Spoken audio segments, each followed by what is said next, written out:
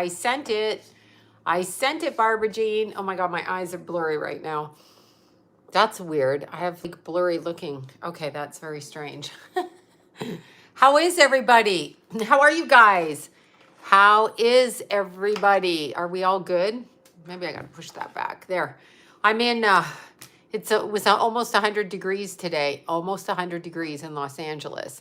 Hi from Minnesota. We're burning up here. Prayers for Texas. I don't know what's going on. It is me. Yes, it is. How is everybody? We all good? Ottawa, Texas. Prayers for Texas, y'all. Yeah, how is everybody? Exactly. Hi, you guys. San Diego. Well, then you know how hot it is. Yeah, totally, right? Pennsylvania, Virginia Beach, everywhere. Winchester, Kentucky, Kansas, Indiana, all of that. Wow. Does this look blurry to you or is it just me? I think it's maybe me. Oh my goodness. Rainy in Alabama. Oh no, no, no. We could use some rain here. Hot in Cali, right? It was like almost 90 today, or was it 90? It might have been 90. Vancouver rain. No, what is going on with the tornadoes? I didn't even know there was any. I thought, oh God, now here I start itching. I'm like, the tornadoes. I thought you were going to say tomatoes. And I was like, what is going on with the tomatoes? I don't know. How is everyone? Good, good, good, good. Okay, first, I do not know who sent me this. Who sent me this? Because I lost the card or I put the card away. But I love this. This is in my fridge. Look at this, y'all. Tells me when I should drink. See? 5 p.m., 4 p.m. Wait, 8 a.m. to 8 p.m. Here's all what I got to drink all day long. This is so great. Whoever sent me this. Thank you so much. And it's pink, which is so cute. So cute. And then let me just, yeah, oh my God. Let me just look here. This came from, this is so sweet. I saved it so I remember who sends what. And then I forget who sends what because, you know, that's just crazy talk over here. Let me see. This is from Wendy Palmer. Okay. So this is from Wendy Palmer. Look, this is so sweet. Put moon water in it. Oh, absolutely. And drink it. Look, Wendy Palmer, here you are. Oh my God, how sweet is this? It's a sunflower with a little K on it. So beautiful, look. For Keithy, can you all see? There, right there. See the K in the sunflower? This is from Wendy. Thank you so much. It's so beautiful. There it is. So I wanted to leave it over here first so I would remember who sent it. And then I just got this, one for me and one for Rascal. Wait, there's something in this card. One for me and one for Rascal. Magnets from the fridge. Okay. Fridge magnets. And this is from Tara, I believe. Tara Lynn from Grand Rapids, Michigan. And she sent me this absolutely, and Rascal, but I didn't open Rascal's because it says Rascal on the outside of it. So, I mean, it says Lila, so I didn't open it. But you know, I want to be Snoopy. Look at this beautiful bracelet. Can you see? It's a power bracelet, power and light. Isn't it beautiful, crystal?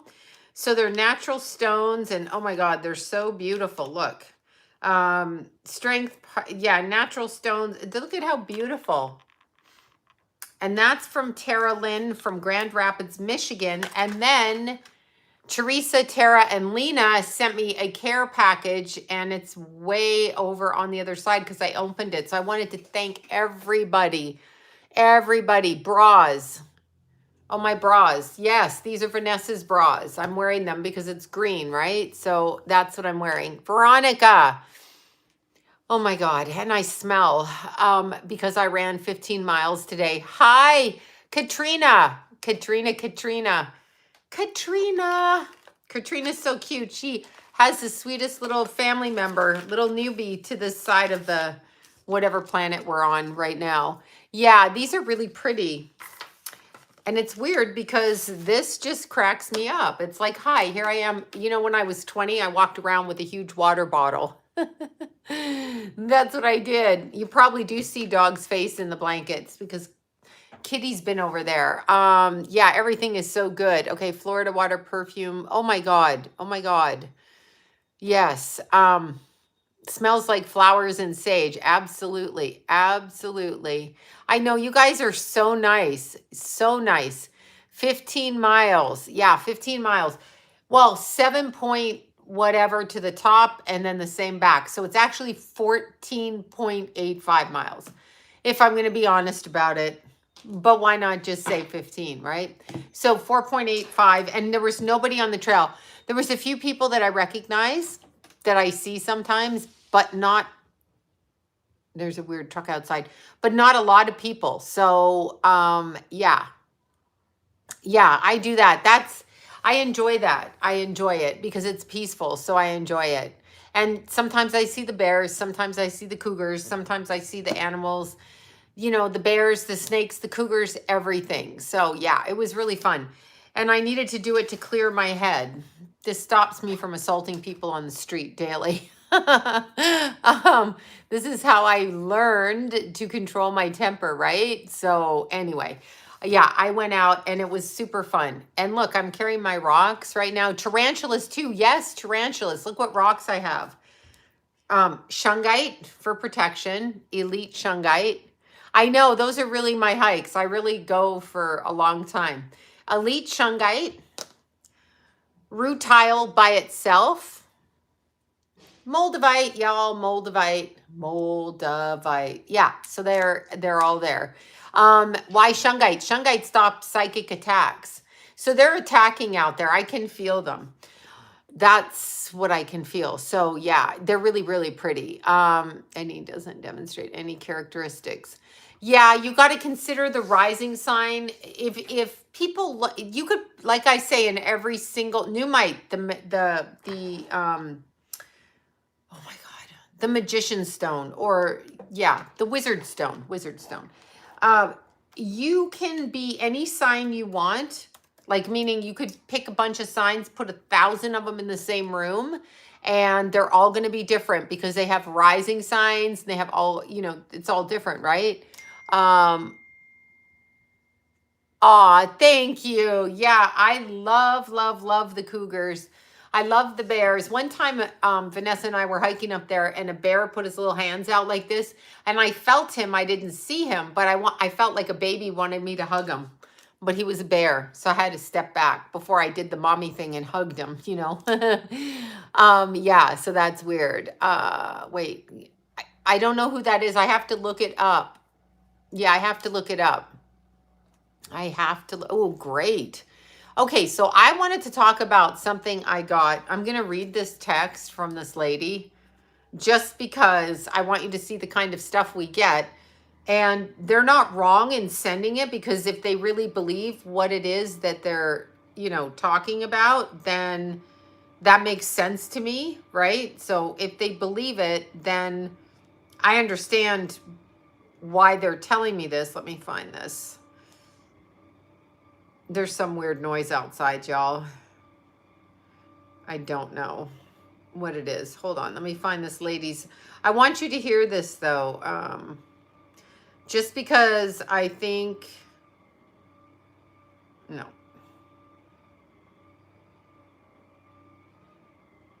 Okay, now I've lost it. Oh, I've lost it. Okay, anyway, the one, I can't find it. I just literally responded to it, but the woman wrote to me that she felt that it's been very weird. We have Uranus square Mars right now, or no, Uranus square Mars. Anyway, this lady wrote that, me and other people who, excuse my itching my nose, me and other people doing readings, mediums. She said, you seem like you're God-fearing and believe in Jesus, which I do. And she said, you can't do mediumship readings because those are demons you're talking to. And I always want to explain this. I totally get where that comes from in the Bible. I get the book of Enoch, in fact, is where they say that. Do I need to cleanse it? Yeah, cleanse it. Put it out in the moonlight, the sunlight.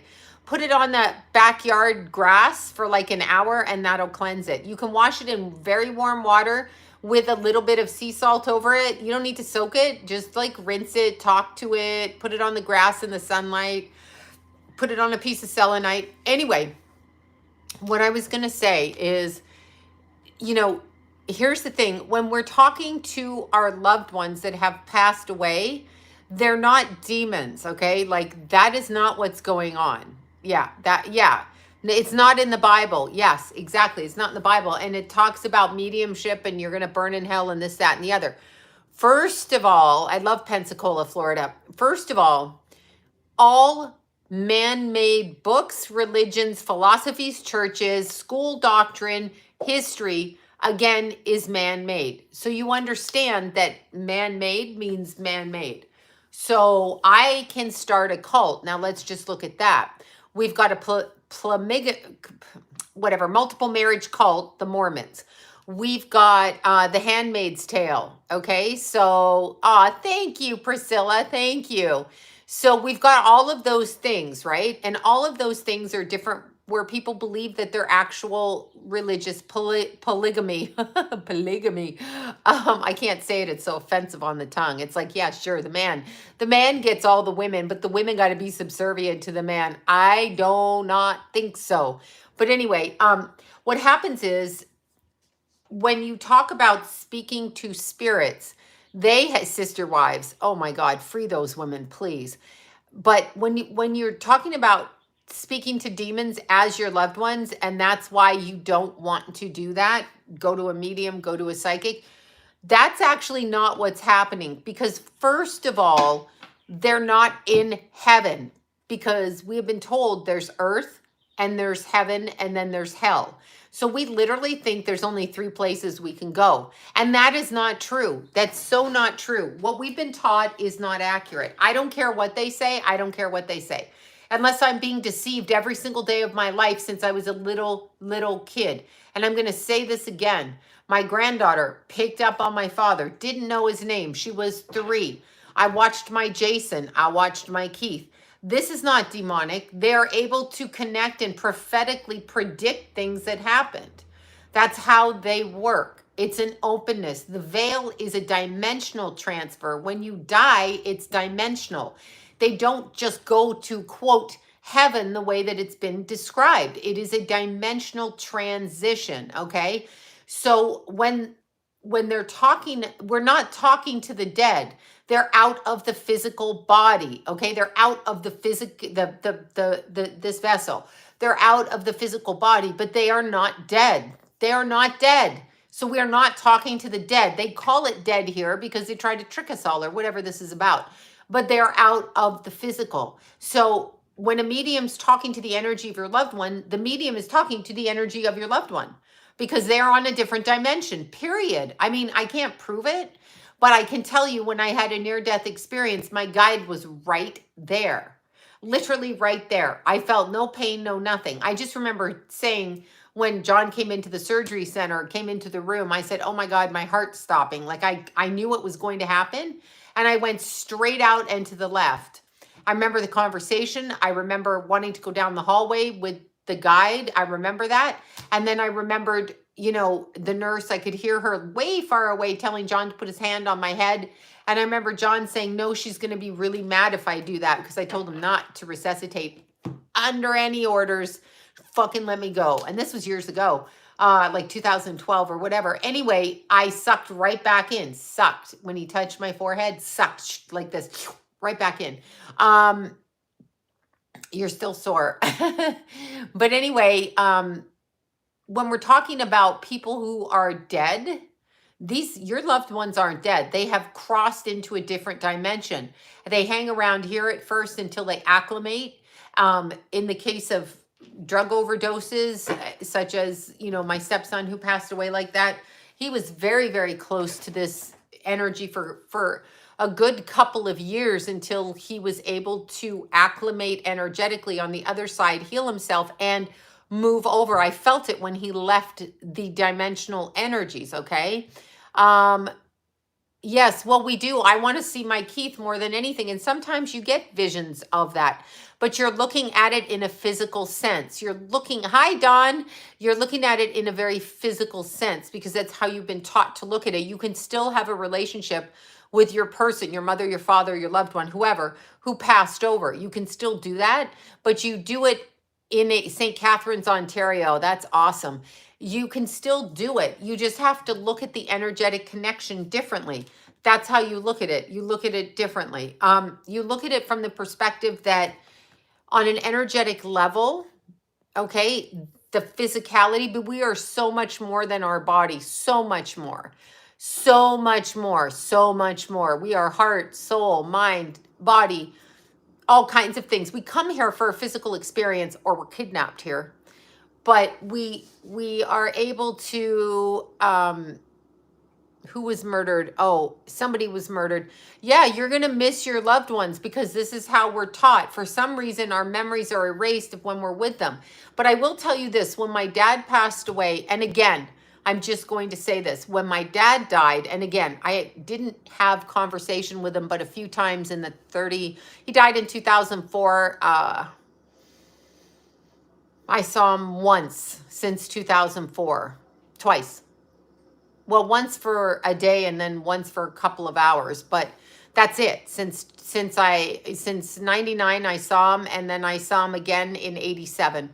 But I left home at 14, which was 81, and I didn't really see my family. Anyway, my dad and I had a lot of unfinished business, and he was able to come through to me. Like, he literally woke John up. Hi, Bobby. He woke John up by calling me by my nickname at the end of the bed after he died. He literally called me by my nickname.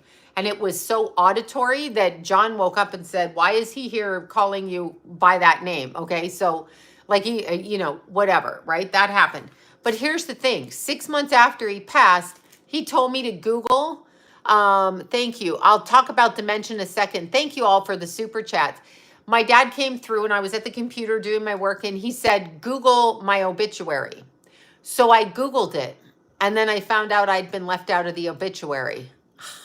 So he was letting me know. I would have never Googled it had I not heard to Google it.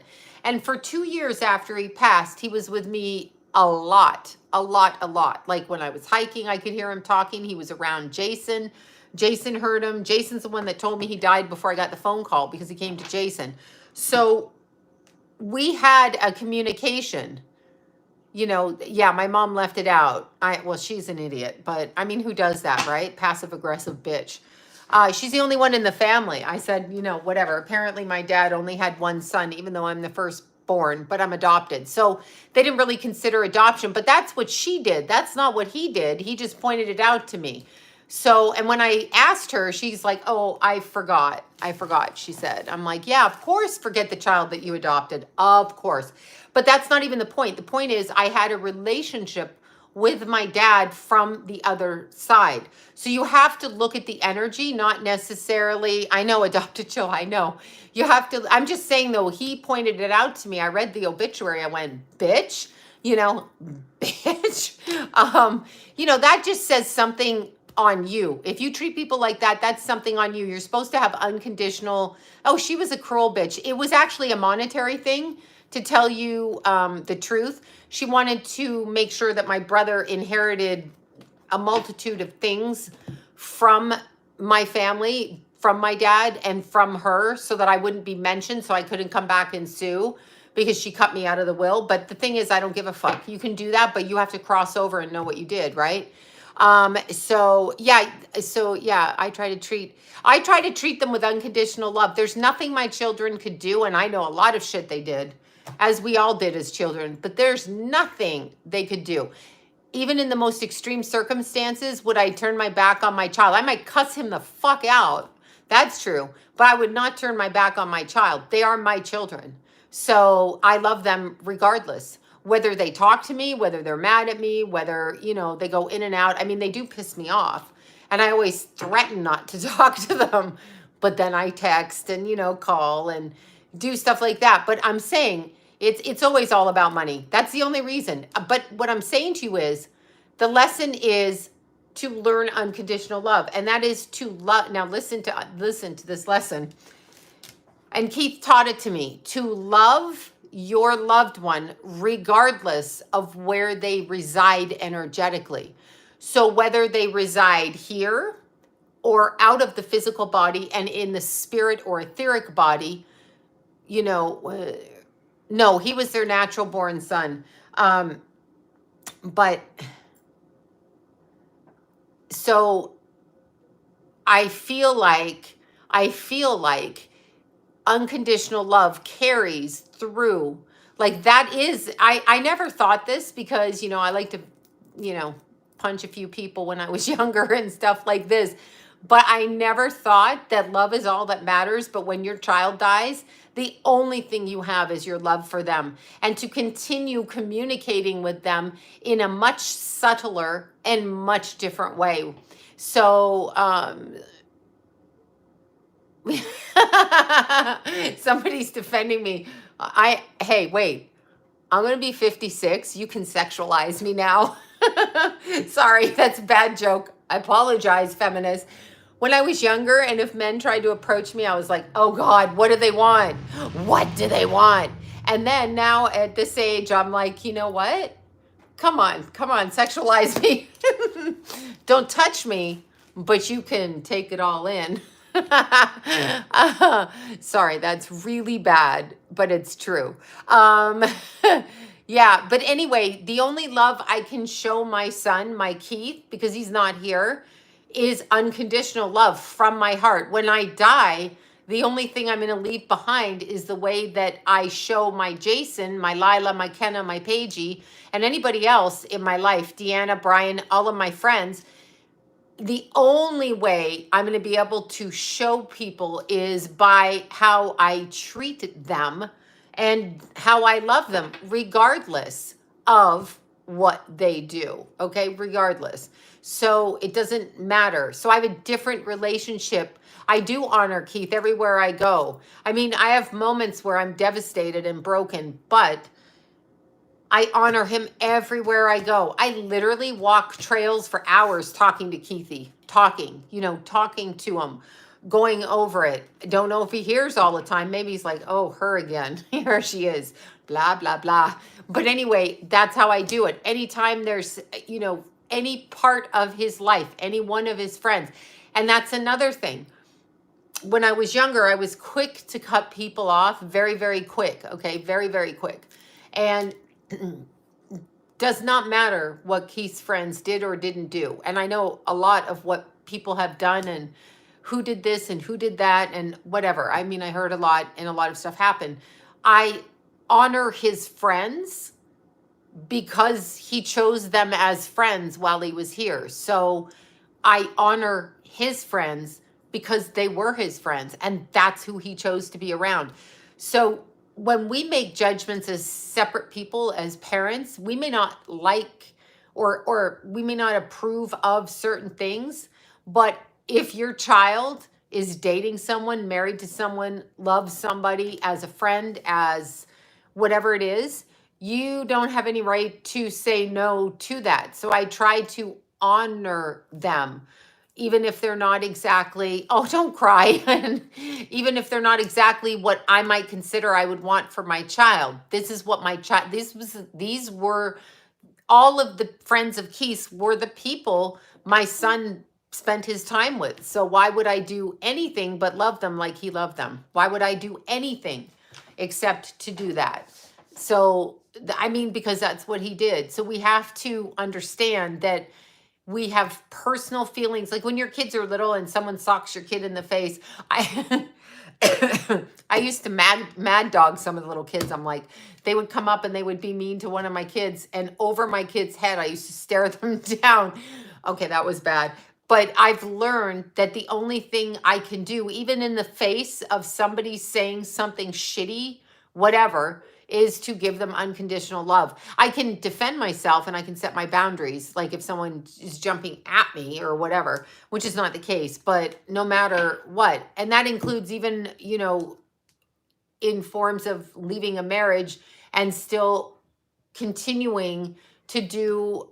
Demons are doing what they do. Make sure you're protected. Absolutely. Even in dealing with an ex-spouse, If you love that person and had kids with them, you can show them unconditional love. You don't have to allow yourself to be around them or be abused or whatever. On an energy level, your loved ones will feel that. So when this woman says, I need to repent, I don't believe that Jesus or God want. Now, I started because of Deanna reading the book of Enoch, which I know some things about, but I'm not really a Bible reader or a non-Bible book reader, okay? However, I know the premise of some of it. But there's no way that God, oh, you just lost your mom at the beginning of the year. I'm sorry for that. Yeah, that's hard, the beginning of the year. My ex was a demon, but you still show the demon unconditional love. You just don't let the demon around you. Sometimes I've seen demonic presence in family members. Okay, like literally, I've seen the demon. The person is here, and the demon shows itself through the physical armor of the person. And I've talked to the demon and told it, you're going to get the fuck out of that person. And whatever. So you have to understand, if your ex is a demon, just follow me with this.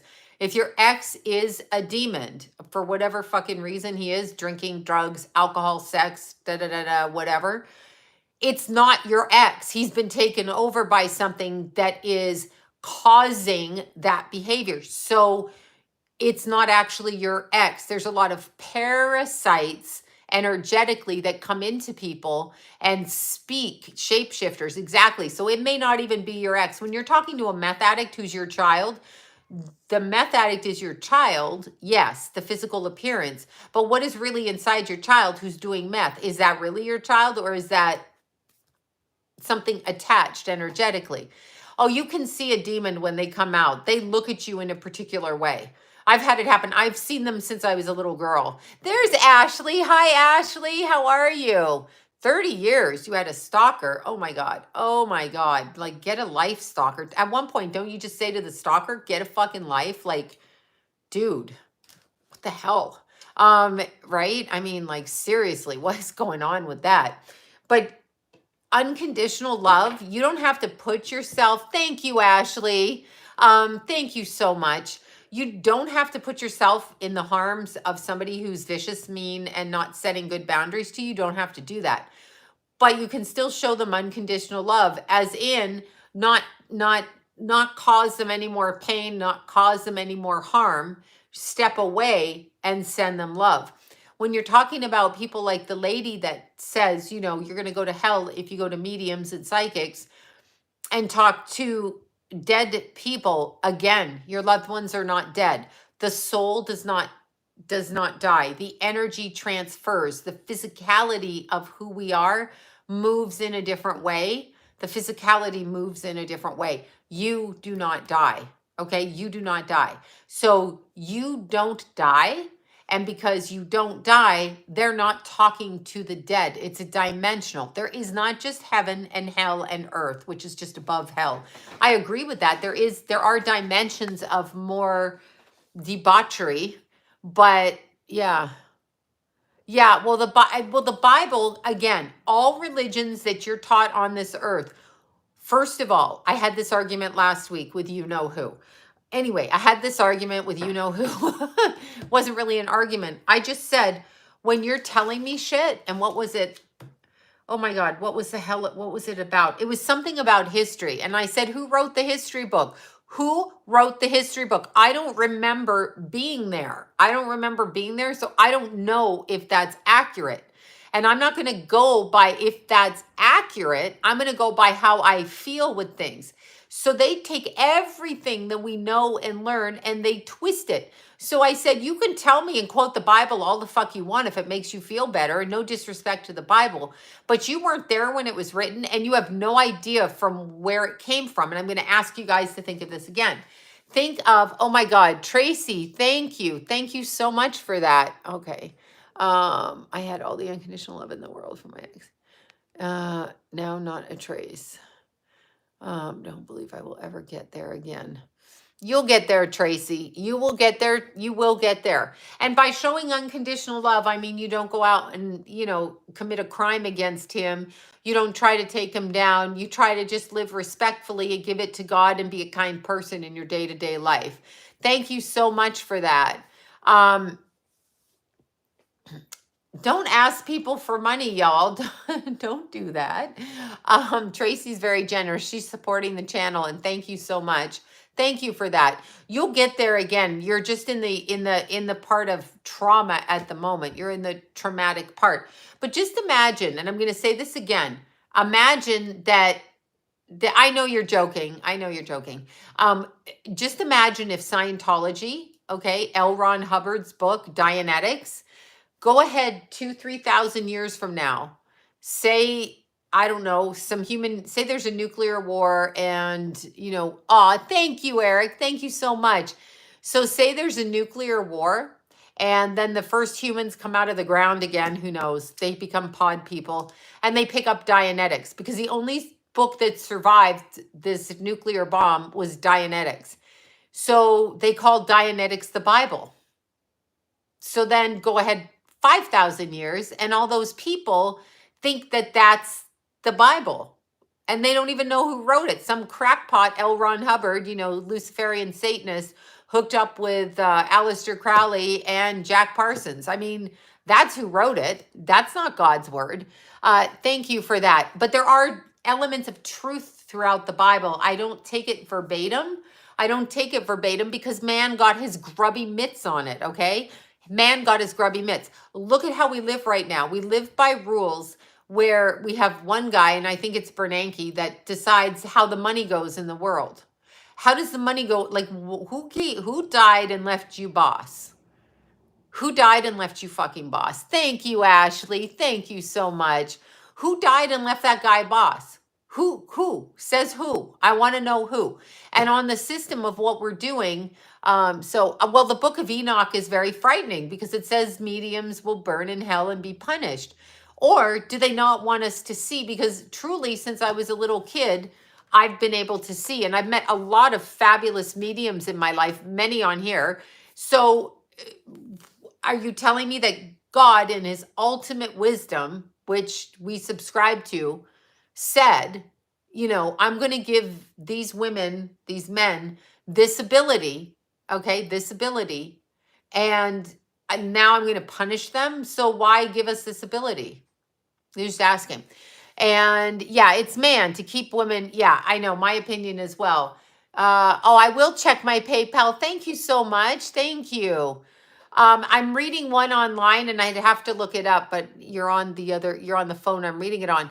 But my point is, you can, I pray to Jesus and I pray to God. No one taught me that. My family did not take me to church.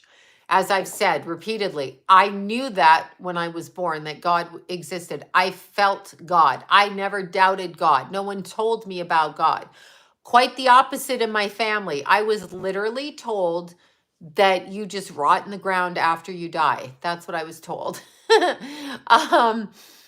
Which was very frightening for a 4 and 5-year-old to hear. But no, God exists. You don't think you're here without purpose. You just have to watch somebody die in real life and you will know that there's something else. I've watched several people die in front of me and I understand what it is. So, yeah, I know my parents were terrible. It was my dad mainly. An atheist. He came back to tell me that there was a God. He said, I was wrong and there was a God. That was our argument. That's what he told Jason. That's what Jason said to me. That's how it worked. But you don't think God wants to punish you. I mean, do you think he put us here? If Jesus died for our sins, then are we not born with sin?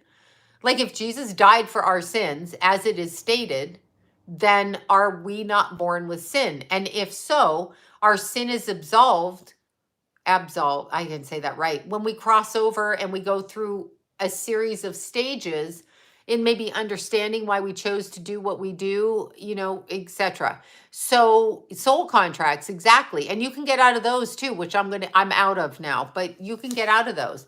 So when you're talking about unconditional love, put it in your mind that when your loved one dies, your mother, your father, your sister, your brother, your husband, your lover, your best friend, whoever, that you're going to be unconditionally loving towards that soul so that they can feel your energy and you can feel their energy.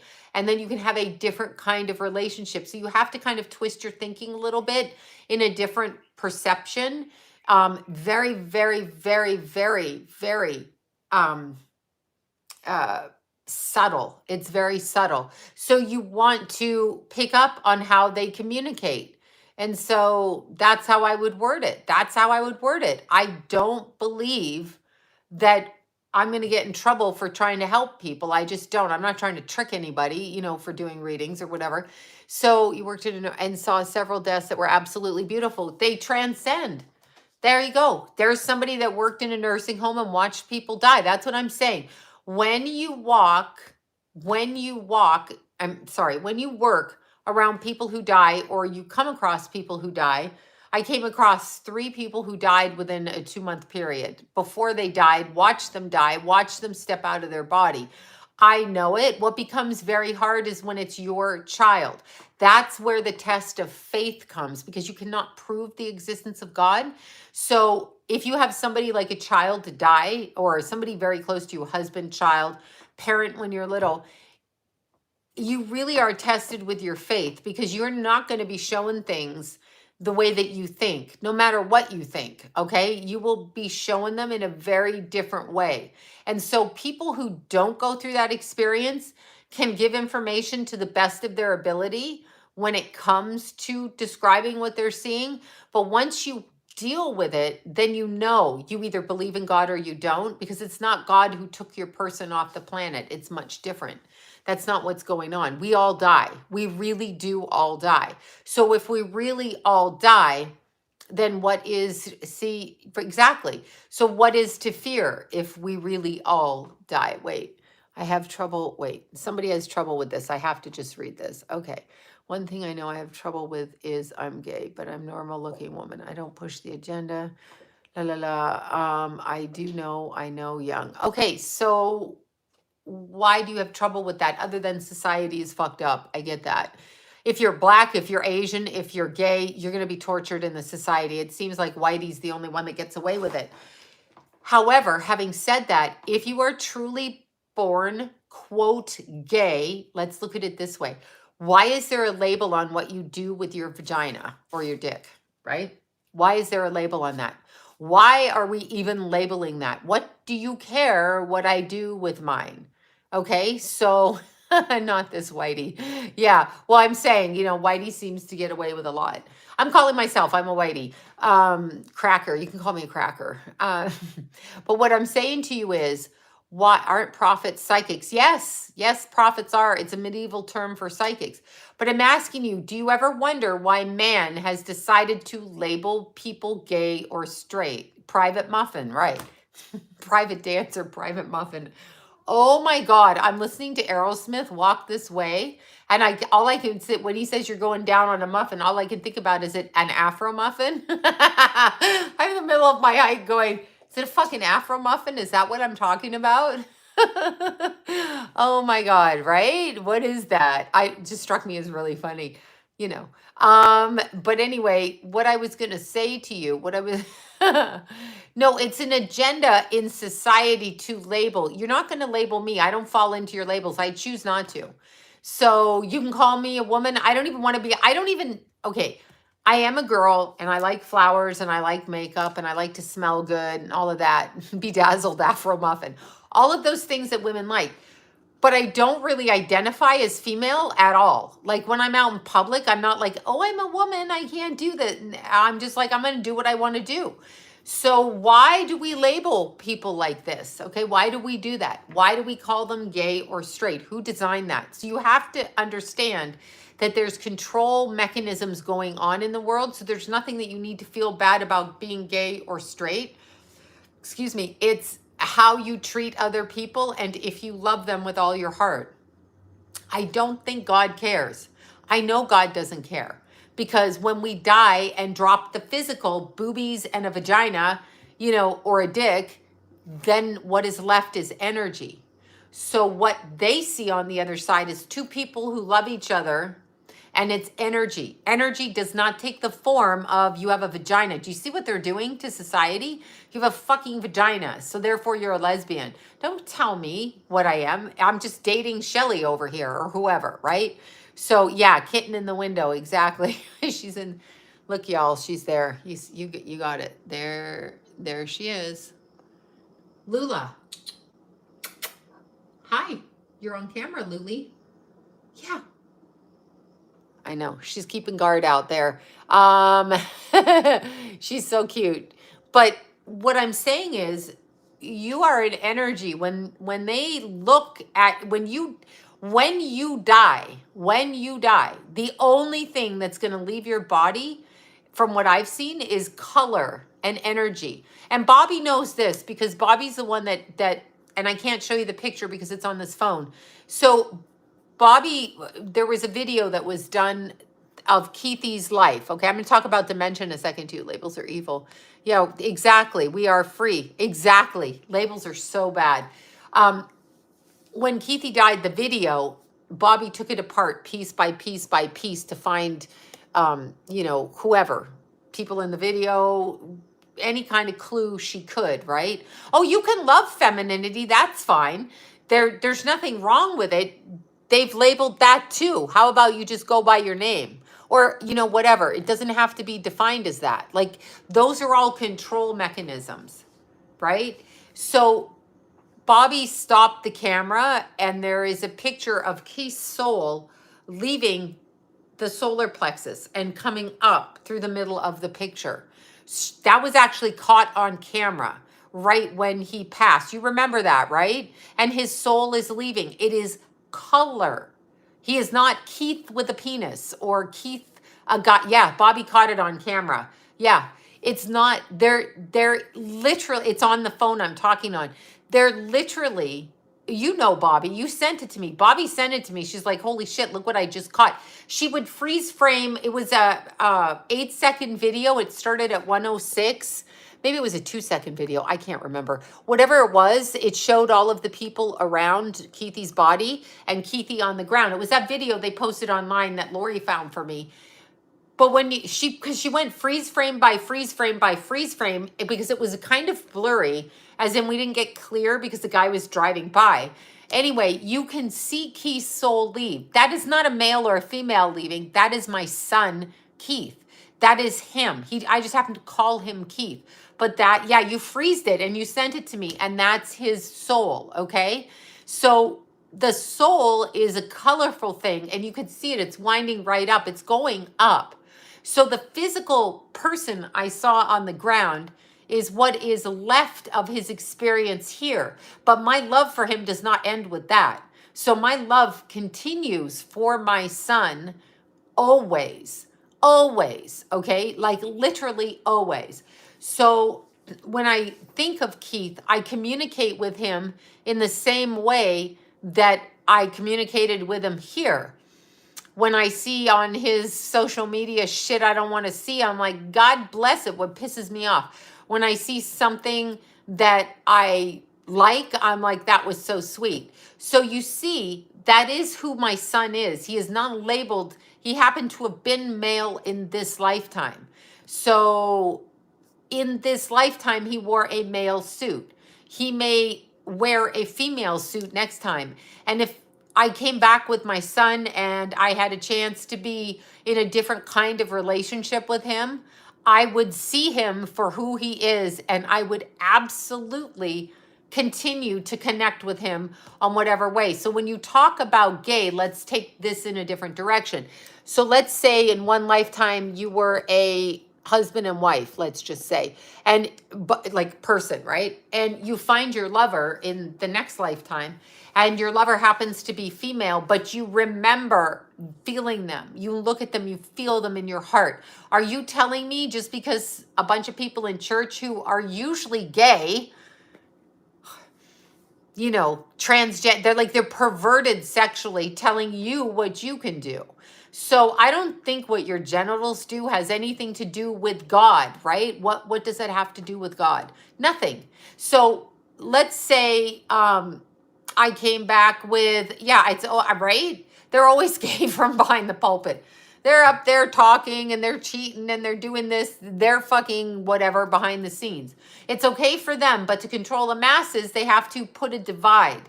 So think about it. Why would you care? Why do you care? Why do you care what the fuck I do with my body. Why do you care? Why, like, really, why do you care? You shouldn't, I mean, keep children out of it. Let's just say it's consenting adults. Why do you care? It's like nobody's business. And when it comes to children, if you want children, you will have children. You know what I'm saying? You will have your children. You will find a way to have them, right? So I believe if God loves you, then he loves your choices. And if Jesus dies for your sin, which I believe that that's an accurate account, then it's known that you're going to have sin, if you want to say that. So if you have sin, then Jesus died for your sin, then you get to use your free will to try to maneuver through this life, right? Sorry, I roll. I roll. Let's see. Oh my gosh. Thank you, Ashley. Thank you so much for that.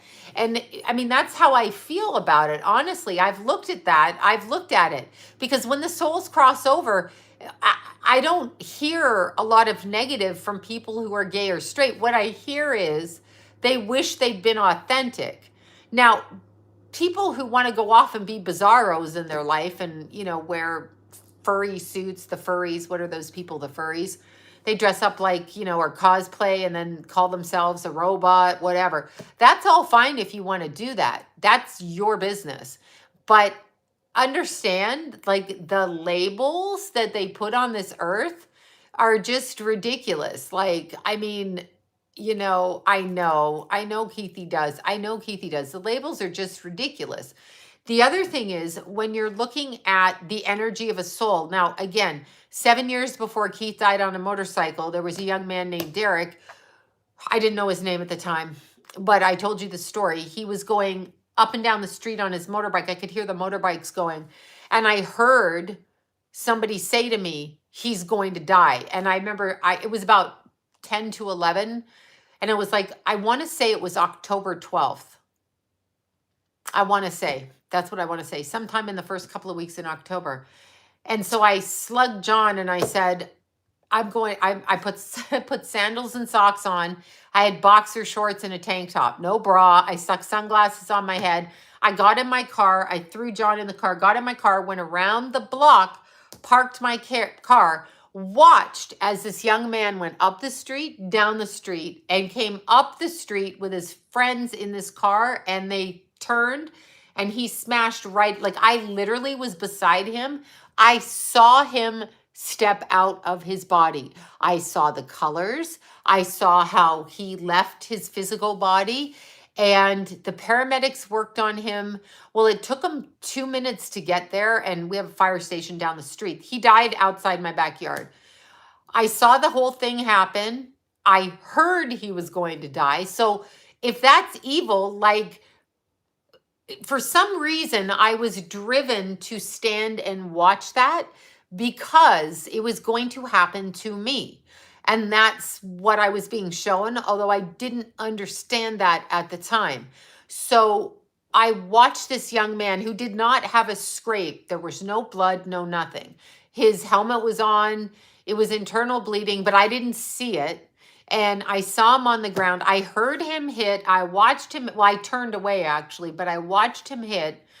I knew he was going to hit. I turned away and watched back. The car, she deliberately did a U-turn in front of him and did this. And she was a she, and she denied driving. The passenger in the back seat who was high on heroin and had the beef with the bike rider because it was his bike, whatever they were fighting about, that guy went to jail for it. That guy was not the driver. I saw it, and I've said it repeatedly. The cops did not listen to me. The other guy had a bad record. They want to fuck with him, so he went to jail for it. The little bitch, she was driving. She caused it. She caused it. I saw her. Anyway, it's still infuriating to me. I don't care what the guy did, what the guy didn't do. I don't care. If you drive the fucking car, you are accountable. But she got away with it, so it will come back on to her. Trust me, it will. But anyway, I watched him.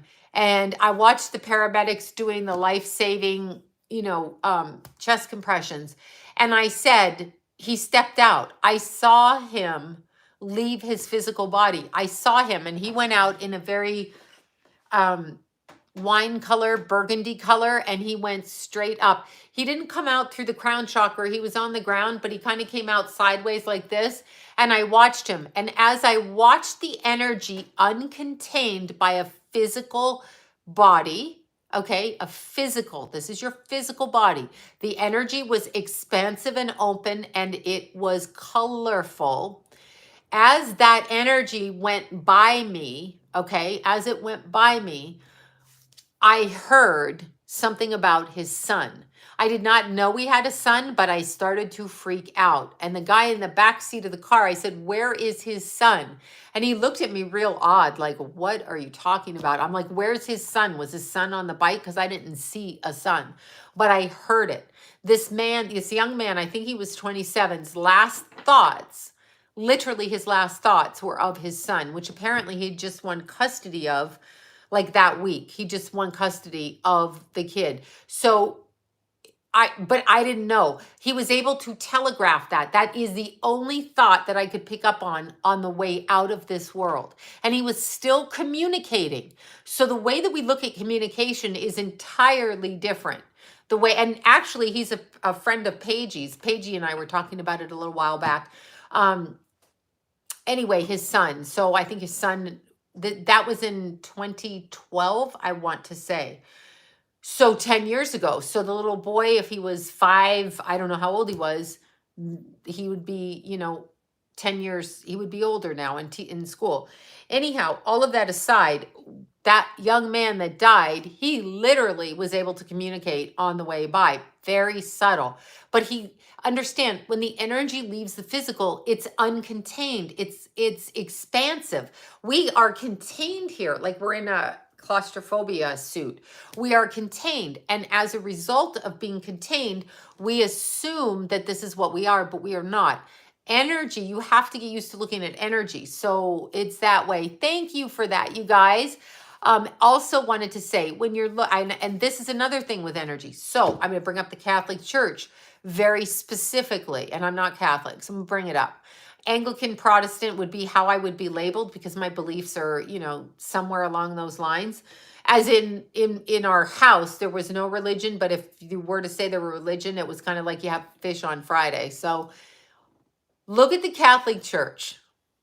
Catholic Church sends you into confession, okay? And they say they are men of God, men of the cloth.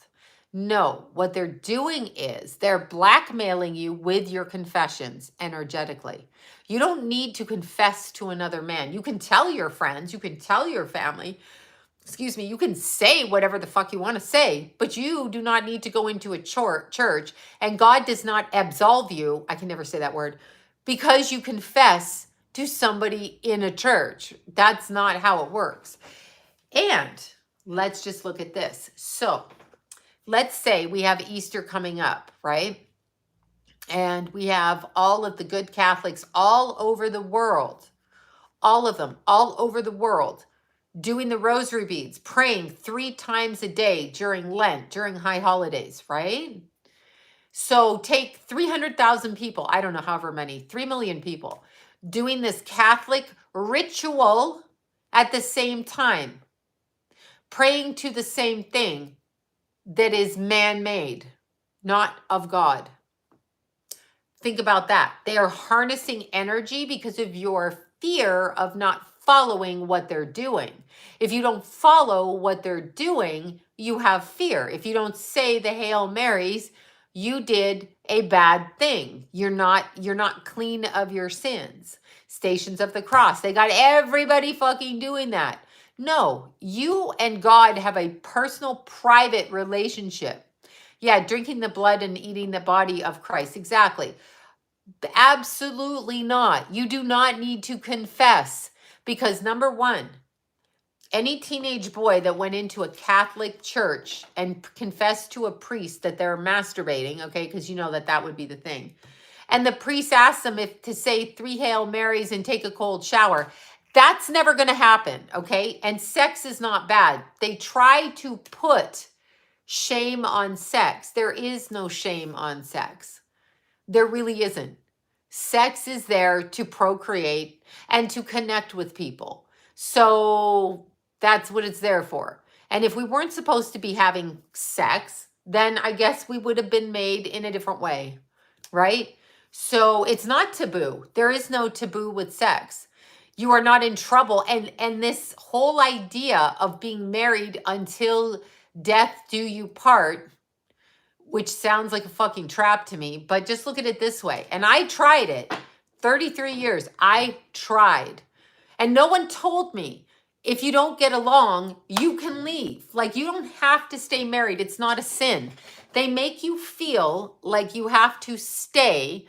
But what if what if you outgrow the person? What if you just don't get along? What if you don't drink and party and you're sober and you're living with someone who does? It's very uncomfortable. I'm not saying they're wrong. It's just very fucking uncomfortable. So why would you do that? But we're taught to do it, and we're taught that that it's a sin if you don't. So yeah, I finally left. I finally got a clue and left. And that's not to speak badly about anybody. Let's just say ill-matched relationship, not matched well, bad relationship. Why do you stay till death do you part? And when they made these convoluted rules, till death do you part probably happened between the age of 20 and 30. So like you got married at 14 to 20. Okay, so 14, 13 years, right? Yeah, now till death do you part. I literally was married 33 years. So yeah, no. And if you outgrow the person, you have to pay the government to get out of it. What the hell is that? What is that? Right? Oh God, always. Always, always, always. Nothing comes before your children, though. Half your life. Yeah, I was 21 and I left at 53. But I met John at age 20. And I was under the impression that that's what I needed. I don't know why I thought that. And there's no disrespect to him because it's my fault as well. But what I'm saying to you is, when you look at it, what if you don't get along? You telling me the Catholic Church? Like, I have talked to women who have been beaten in their marriage for years, spit on, raped, beaten, okay? Told that their husbands are going to cheat on them if they don't perform. How are you going to perform for a man that fucking speaks to you like that, right? Terrible fucking things. And they stay because of this, that, and the other. So no. Yeah, if you want it, but marriage is actually very unnecessary. There's no need to do anything with the government. You can live with somebody for 50 years, love them, split everything fairly without government interference.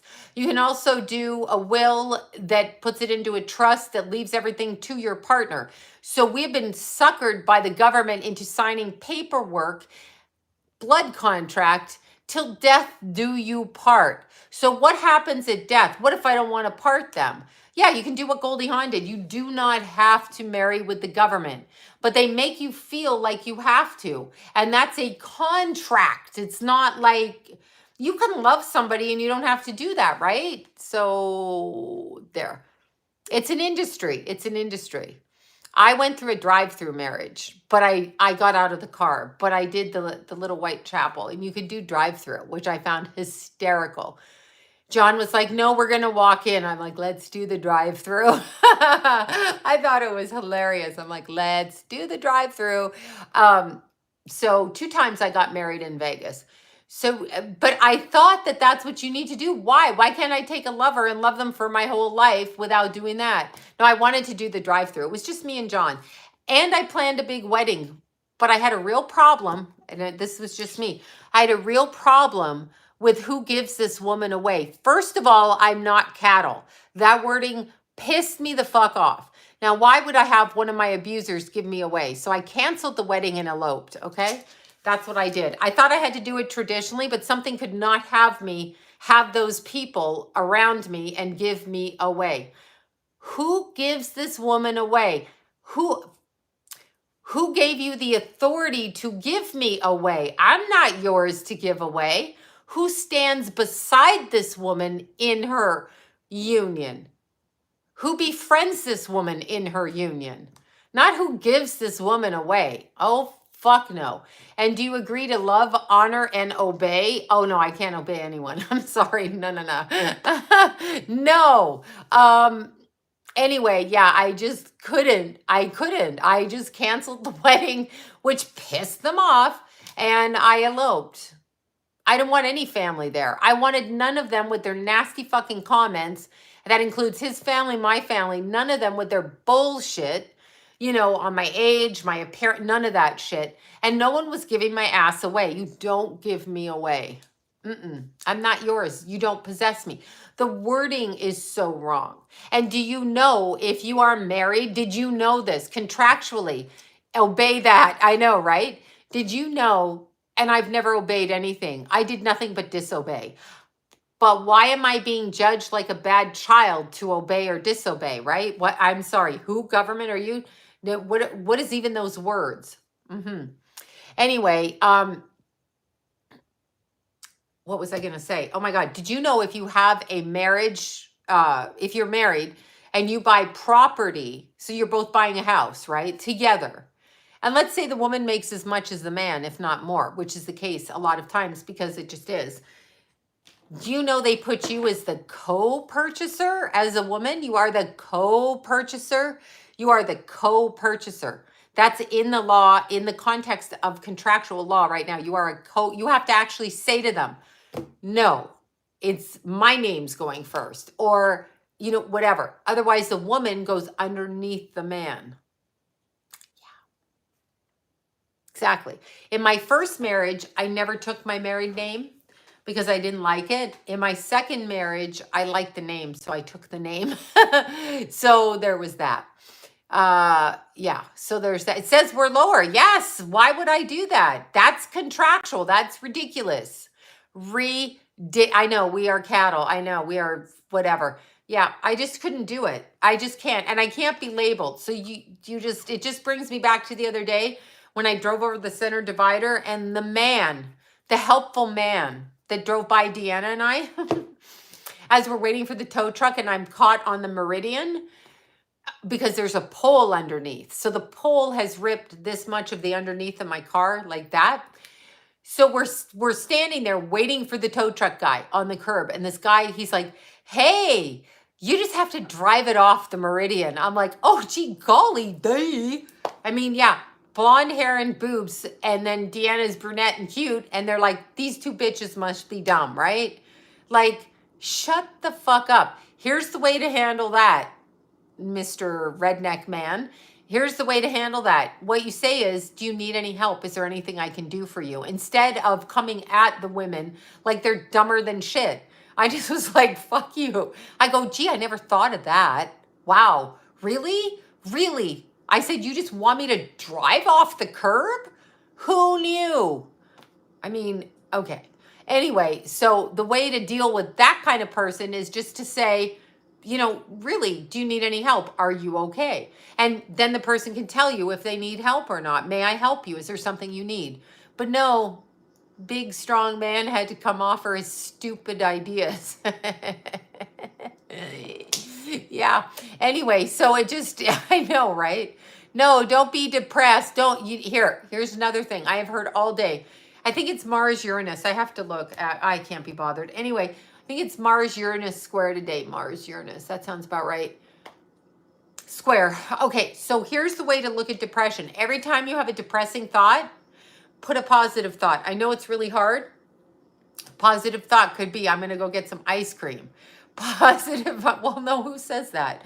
Positive thought could be, I'm going to exercise. I'm going to play with the cat. I'm going to get a cup of tea. I'm going to watch a funny movie. Do anything to counteract that. You have control over your depression. You actually have control over it. And by the way, the word depression also is a label. Sometimes life doesn't go right and it feels like shit. There's nothing abnormal about that. So there's nothing abnormal. They try to put you on psych meds because they're a bunch of freaks. Totally nothing abnormal, right? So there's that. Okay. Yeah. Let's see. Mars in Aquarius. Yeah, there. It's Mars square Uranus right now. Yeah, there. That's what I was saying. I thought so, but I didn't look it up. So the way that you have to look at depression is a lot of the mental illnesses that they put on us, bipolar, depression, complex post-traumatic stress, These are all labels, and they're all very normal reactions to shit that has happened in your life. So just say, I have shit because of this shit. You don't need to label it. You just feel you have righteous anger or righteous responses to asshole behavior. Why do we never say that? Why do we always have to go to a shrink and go, oh my God, you have this because of this? No, if someone raped you, you're going to be fearful. You're going to have a lot of sadness. You're going to be uprooted from the way you think because the world is not as you think. And you're going to have to fight your way back. Those are facts. But there's nothing wrong with you because you have that. That's a response to what happened to you. There's nothing wrong with you. Oh my God. Oh my God. Anyway, yeah, so there's that. Right? Right. I can hardly even, so what does it mean if you're very emotional? Nothing. You're emotional. Why is that a bad thing? That's like saying you have very long legs. I don't know what's wrong with that. Like, you're born that way. There's nothing wrong with it. Why does there have to be something wrong? Society wants to make you wrong. Now, I wanted to talk about the dementia thing because that's a good question. I've been asked that a lot lately. Dementia to me, and this is only my thinking of dementia. Dementia to me, okay, is a splitting between dimensions. So the body is energetically going into a different dimension, the mind, the essence, the aura, sorry, and the body has karma to complete here. So the person is stuck here, physical, because there's a physicality to completing their timeline here, and the spiritual or etheric is working on a different dimension. So it's too focused at, there's two different things going on. It's not, I mean, I wouldn't want to have dementia. Maybe I would. If I have dementia and I'm running the streets naked, I'm okay with it, you know, because I don't have any memory of it. So like if I'm scaring you in the morning while I'm running past Starbucks naked and I don't know who I am and my kids are like looking for me down the street, Lila's like, Grandma, come back. And I'm running down the fucking street naked and I got no idea who I am. I mean, who cares, right? So whatever. But yeah, a lot of things are due to trauma, exactly. But no, dementia is not necessarily trauma. Sometimes the soul is worn out here and it goes and learns in a different, so it's a splitting of energy until, thank you. Oh, about John Benet Ramsey, yeah. Little John Benet. John Ramsey should be appalled at himself. Super freak, exactly. So dementia is just being present in two, I just spat on myself, present in two different spots at the same time. Dementia is being physically focused in two different directions at the same time. So kind of like having eyes in the back of your head, one looking that way, one looking that way. And we don't understand the presence of walking between the veil while we are still in the physical body, even though the soul is going in and out. That's what it is, really. And yeah, that's what I feel it is. So there's that. I don't know. I don't know about that, Eric. I don't know. I have no idea about that. They have so many names for everything. I don't know what to say. I believe there's always a spiritual component to everything. So there you go. Yes, it's been very weird. All right, you guys. I literally feel like I must get ready for my bed soon. My bad, y'all. All right. Sorry this was so short, but hopefully that answered those questions to everybody. And keep checking back. I will post when I open the schedule up again. Okay? Okay. Oh, I'm sorry about your dog. I hate when anybody gets cancer. I hate it. I hate it. All right, you all. Thank you so much, you guys. Love you all. Thank you so much. And look back on the, wherever you post the messages here, because I'll post when I'm opening back up. Okay, my bed. Yeah, I'm like, I think I got to go to my bed. Well, because I ran 15 miles this morning, so I'm kind of tired right now. Literally, I want to shut down because my physical is tired. Okay, bye, you guys. Bye, you guys. Thank you so much.